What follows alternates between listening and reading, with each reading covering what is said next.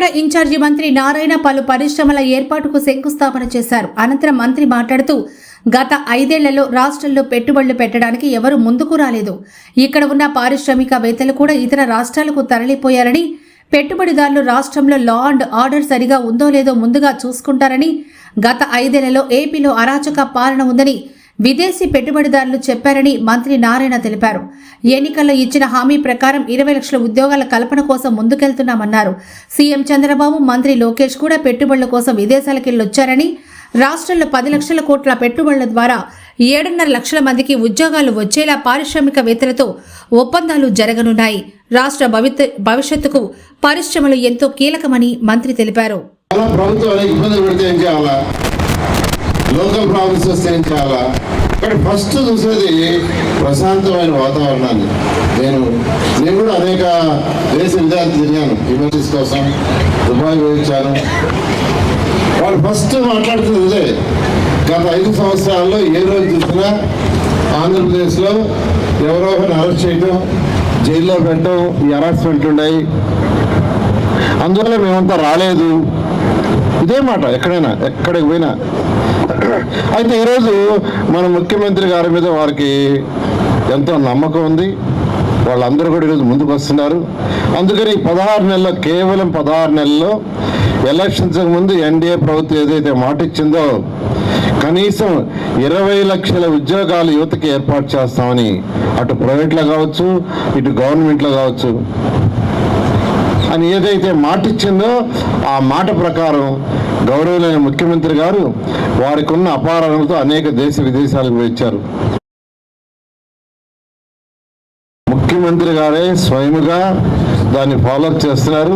అందువల్ల ఈరోజు 9 లక్షల కోట్ల పైగా ఈరోజు పెట్టుబడులు మన రాష్ట్రానికి అగ్రిమెంట్లు అయినాయి. అవన్నీ కంప్లీట్ అయితే దాదాపు 7 లక్షల పైగా ఉద్యోగాలు వస్తాయి. అయితే ఇవన్నీ కూడా ఒక్కరోజు 2 రోజుల్లో రావండి.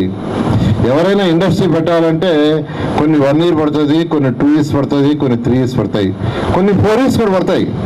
తప్పదు. వాళ్ళకి ల్యాండ్, పర్మిషన్లు, బిల్డింగ్లు కట్టాలా, మెషినరీ ఆర్డర్ ఇచ్చుకోవాలా, ఇతర దేశాల నుంచి కొంత మెషిన్ రావాల్సి వస్తుంది. ఇవన్నీ కావటానికి 1 year to 4 years. ఎప్పుడు వ్యాపారం, ఇండస్ట్రీస్ అంటే 5 నిమిషాల్లోనో 10 నిమిషాల్లోనో, 1 రోజులోనో 2 రోజులు చేసేది కాదు. అందుకని ఈరోజు ముఖ్యమంత్రి గారు ఇది కూడా అన్ని జిల్లాలు డెవలప్ చేయాలా, ఈ రాష్ట్రంలో ఉన్న 26 జిల్లాల్ని సమానంగా డెవలప్ చేయాలని ఈరోజు అనంతపురం, కర్నూలు తీసుకుంటే అనంతపురం, కర్నూలులో ఎలక్ట్రానిక్ హబ్, ఎలక్ట్రానిక్స్ ఇండస్ట్రీస్ ఏదొచ్చినా ఫస్ట్ ప్రయారిటీ ఈరోజు అనంతపురంకి, తర్వాత చిత్తూరు, ఆ రెండింటికి ఇస్తున్నారు. కర్నూలుకి వచ్చేళ్ళకే రిన్యూవబుల్ ఎనర్జీ, ఈ సోలార్ ప్లాంట్లు ఏదైనా వస్తే వాటిని యాక్చువల్గా ఈరోజు కర్నూలుకి ఇస్తున్నారు.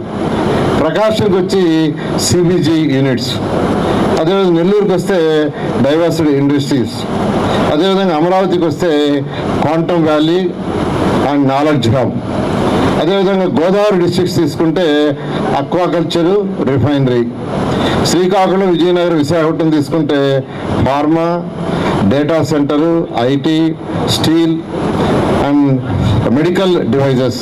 ఈ విధంగా వీటిలన్నింటిలో క్లస్టర్స్ చేసి, క్లస్టర్స్ వైజ్ ఏదైతే ఇండస్ట్రీస్ వస్తున్నారో ఆ ఇండస్ట్రీస్కి అక్కడికి వచ్చేదిగా. ఎందుకు సార్ ఆ విధంగా అంటే వాళ్ళకి ఆ వసతులు కల్పించాలి. ఫర్ ఎగ్జాంపుల్ ఫార్మాస్యూటికల్స్ పెట్టాలంటే ఎక్కడంటే అక్కడ పెడితే కుదరదు. ఒకే దగ్గర పెడితే వాళ్ళకి కావాల్సిన ఇన్ఫ్రాస్ట్రక్చర్ మనం ఇవ్వాలి ప్రభుత్వం. ఎందుకంటే ఫార్మాస్యూటికల్స్లో మీకు తెలుసు, వాళ్ళకి కావాల్సిన రోడ్స్ కావచ్చు, డ్రైన్స్ కావచ్చు, ట్రీట్మెంట్ ప్లాంట్స్ కావచ్చు, ఇవన్నీ చేయాలంటే అందుకని క్లస్టర్స్ వైజ్ చేసి ఈరోజు మన ప్రభుత్వం, ముఖ్యమంత్రి గారు చేస్తున్నారు. అదేవిధంగా పాలసీలు అంటే వ్యాపారస్తుల్ని అట్రాక్ట్ చేయడానికి భారతదేశంలో ఏ రాష్ట్రంలో ఎవరు అయినంత విధంగా ఈరోజు పాలసీలు చేశారు. పాలసీలు అంటే వాళ్ళకి ఇచ్చే సబ్సిడీస్, రోడ్డు వేయించడం కానీ, డ్రైన్ కానీ, వాటర్ కానీ, ఎలక్ట్రిసిటీలో సబ్సిడీస్ కానీ, ట్యాక్సీలో సబ్సిడీస్ కానీ చేయడానికి ఈరోజు ఇండస్ట్రీ పాలసీ తీసుకొచ్చారు. ఆ తర్వాత ప్రాసెసింగ్ యూనిట్స్ పాలసీ తీసుకొచ్చారు. అదేవిధంగా ఎంఎస్ఎంఈ యూనిట్స్ పెట్టే వాళ్ళకి పాలసీ ఇచ్చారు. ప్రైవేట్ ఇండస్ట్రీస్ ఎవరిలో పెట్టుకుంటామంటే మేమే ఎంఎస్ఎంఈలు డెవలప్ చేస్తామంటే వాళ్ళకి పాలసీ తీసుకొచ్చారు. అదేవిధంగా టూరిజం పాలసీ, టూరిజంని డెవలప్ చేయాలి, ఉద్యోగాలు ఎక్కువ రావాలంటే టూరిజం. సింగపూర్ సిటీ తీసుకోండి, సింగపూర్ కంట్రీ, అది కంట్రీ 750 చదరపు కిలోమీటర్లు.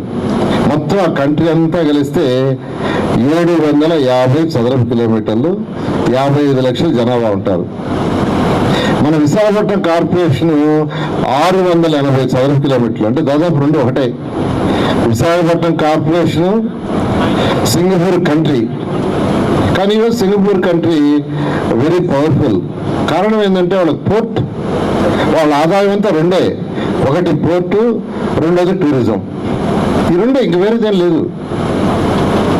Tourism, port. కాబట్టి కాకినాడ కూడా తీసుకుంటే ఇప్పుడే మన శాసనసభ్యులు చెప్పారు, దీన్ని నిజంగా డెవలప్ చేసి ఇక్కడ వచ్చే ఇండస్ట్రీస్ని ఎంకరేజ్ చేస్తే బ్రహ్మాండమైన భవిష్యత్తు ఫ్యూచర్లో ఉంటుంది. ముఖ్యమంత్రి గారు కూడా అదే ఉద్దేశంతో దీన్ని డెవలప్ చేయాలని ఉండాలని మీకు కొన్ని పోలీస్ కూడా పడతాయి, తప్పదు. వాళ్ళకి ల్యాండ్, పర్మిషన్లు, బిల్డింగ్లు కట్టాలా, మెషినరీ ఆర్డర్ ఇచ్చుకోవాలా, ఇతర దేశాల నుంచి కొంత మెషిన్ రావాల్సి వస్తుంది. ఇవన్నీ కావటానికి 1 year to 4 years. ఎప్పుడు వ్యాపారం, ఇండస్ట్రీస్ అంటే 5 నిమిషాలనో 10 నిమిషాలనో, ఒక్క రోజులోనో 2 రోజులు చేసేది కాదు. అందుకని ఈరోజు ముఖ్యమంత్రి గారు ఇది కూడా అన్ని జిల్లాలు డెవలప్ చేయాలా, ఈ రాష్ట్రంలో ఉన్న 26 జిల్లాల్ని సమానంగా డెవలప్ చేయాలని ఈరోజు అనంతపురం, కర్నూలు తీసుకుంటే అనంతపురం, కర్నూలులో ఎలక్ట్రానిక్ హబ్, ఎలక్ట్రానిక్స్ ఇండస్ట్రీస్ ఏదో ఇచ్చినా ఫస్ట్ ప్రయారిటీ ఈరోజు అనంతపురంకి, తర్వాత చిత్తూరు, ఆ రెండింటికి ఇస్తున్నారు. కర్నూలుకి వచ్చేళ్ళకే రిన్యూవబుల్ ఎనర్జీ, ఈ సోలార్ ప్లాంట్లు ఏదైనా వస్తే వాటిని యాక్చువల్గా ఈరోజు కర్నూలుకి ఇస్తున్నారు. ప్రకాశంకి వచ్చి సిబిజీ యూనిట్స్, అదేవిధంగా నెల్లూరుకి వస్తే డైవర్సిటీ ఇండస్ట్రీస్, అదేవిధంగా అమరావతికి వస్తే quantum valley and knowledge hub, అదేవిధంగా గోదావరి డిస్ట్రిక్ట్స్ తీసుకుంటే అక్వాకల్చరు, రిఫైనరీ, శ్రీకాకుళం, విజయనగరం, విశాఖపట్నం తీసుకుంటే pharma, data centre, IT, steel and medical devices. ఈ విధంగా వీటిలన్నింటి క్లస్టర్స్ చేసి, క్లస్టర్స్ వైజ్ ఏదైతే ఇండస్ట్రీస్ వస్తున్నారో ఆ ఇండస్ట్రీస్కి అక్కడికి వచ్చేదిగా. ఎందుకు సార్ ఆ విధంగా అంటే వాళ్ళకి ఆ వసతులు కల్పించాలి. ఫర్ ఎగ్జాంపుల్ ఫార్మాస్యూటికల్స్ పెట్టాలంటే ఎక్కడంటే అక్కడ పెడితే కుదరదు. ఒకే దగ్గర పెడితే వాళ్ళకి కావాల్సిన ఇన్ఫ్రాస్ట్రక్చర్ మనం ఇవ్వాలి ప్రభుత్వం. ఎందుకంటే ఫార్మాస్యూటికల్స్లో మీకు తెలుసు, వాళ్ళకి కావాల్సిన రోడ్స్ కావచ్చు, డ్రైన్స్ కావచ్చు, ట్రీట్మెంట్ ప్లాంట్స్ కావచ్చు, ఇవన్నీ చేయాలంటే అందుకని క్లస్టర్స్ వైజ్ చేసి ఈరోజు మన ప్రభుత్వం, ముఖ్యమంత్రి గారు చేస్తున్నారు. అదేవిధంగా పాలసీలు అంటే వ్యాపారస్తుల్ని అట్రాక్ట్ చేయడానికి భారతదేశంలో ఏ రాష్ట్రంలో ఎవరు అయినంత విధంగా ఈరోజు పాలసీలు చేశారు. పాలసీలు అంటే వాళ్ళకి ఇచ్చే సబ్సిడీస్, రోడ్డు వేయించడం కానీ, డ్రైన్ కానీ, వాటర్ కానీ, ఎలక్ట్రిసిటీలో సబ్సిడీస్ కానీ, ట్యాక్సీలో సబ్సిడీస్ కానీ చేయడానికి ఈరోజు ఇండస్ట్రీ పాలసీ తీసుకొచ్చారు. ఆ తర్వాత ప్రాసెసింగ్ యూనిట్స్ పాలసీ తీసుకొచ్చారు. అదేవిధంగా ఎంఎస్ఎంఈ యూనిట్స్ పెట్టే వాళ్ళకి పాలసీ ఇచ్చారు. ప్రైవేట్ ఇండస్ట్రీస్ ఎవరిలో పెట్టుకుంటామంటే మేమే ఎంఎస్ఎంఈలు డెవలప్ చేస్తామంటే వాళ్ళకి పాలసీలు తీసుకొచ్చారు. అదేవిధంగా టూరిజం పాలసీ, టూరిజంని డెవలప్ చేయాలి, ఉద్యోగాలు ఎక్కువ రావాలంటే టూరిజం. సింగపూర్ సిటీ తీసుకోండి, సింగపూర్ కంట్రీ, అది కంట్రీ 750 చదరపు కిలోమీటర్లు. మొత్తం ఆ కంట్రీ అంతా కలిస్తే 750 చదరపు కిలోమీటర్లు, 55 లక్షల జనాభా ఉంటారు. మన విశాఖపట్నం కార్పొరేషన్ 680 చదరపు కిలోమీటర్లు, అంటే దాదాపు రెండు ఒకటే. Visakhapatnam corporation, Singapore country. కానీ ఈరోజు సింగపూర్ కంట్రీ వెరీ పవర్ఫుల్. కారణం ఏంటంటే వాళ్ళకి పోర్ట్, వాళ్ళ ఆదాయం అంతా రెండే, ఒకటి పోర్టు, రెండోది టూరిజం. ఈ రెండు ఇంక వేరేదేం లేదు. Tourism, port. కాబట్టి కాకినాడ కూడా తీసుకుంటే ఇప్పుడే మన శాసనసభ్యులు చెప్పారు, దీన్ని నిజంగా డెవలప్ చేసి ఇక్కడ వచ్చే ఇండస్ట్రీస్ని ఎంకరేజ్ చేస్తే బ్రహ్మాండమైన భవిష్యత్తు ఫ్యూచర్లో ఉంటుంది. ముఖ్యమంత్రి గారు కూడా అదే ఉద్దేశంతో దీన్ని డెవలప్ చేయాలని ఉంటారని మీకు తెలియజేస్తూ, ఈరోజు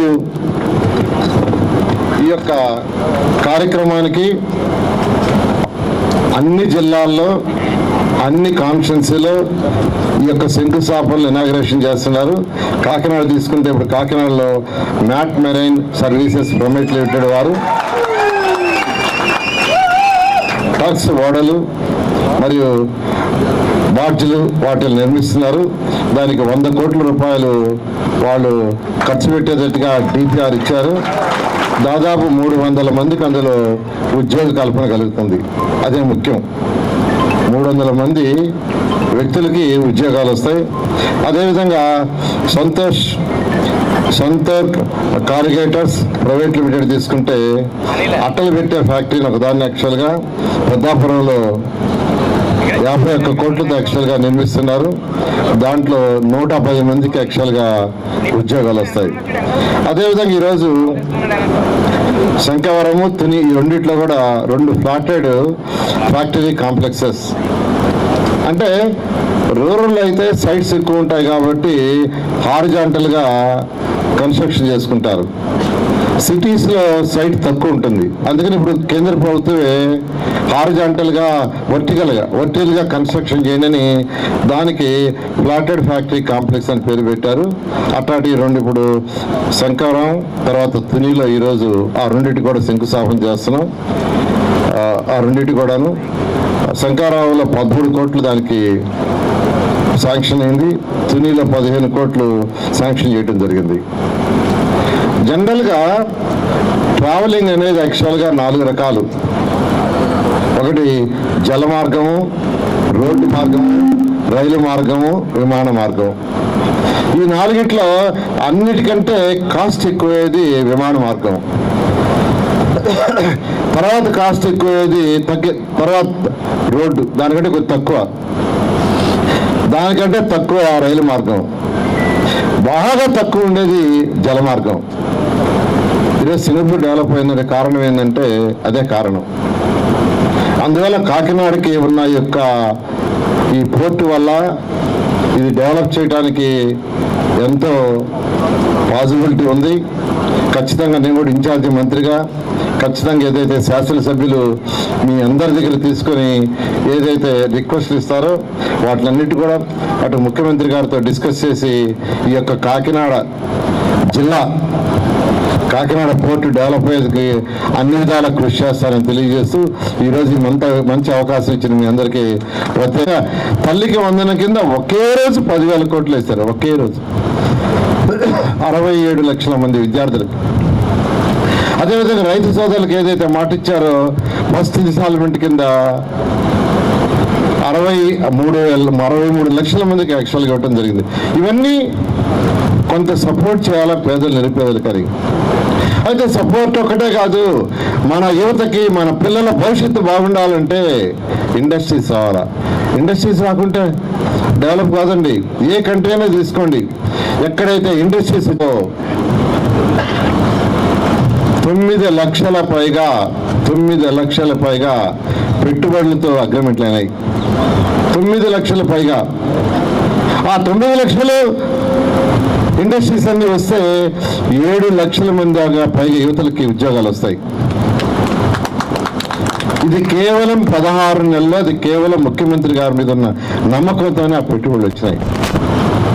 ఇలా ఈరోజు ఈ ఎన్డీఏ ప్రభుత్వం ఎక్కువ ప్రయారిటీ అటు సంక్షేమానికి ఇటు అభివృద్ధికి. ఎందుకంటే 2 ఉండాలి. పేదల నిరుపేదలు ఎవరైతే ఉండారో పేదల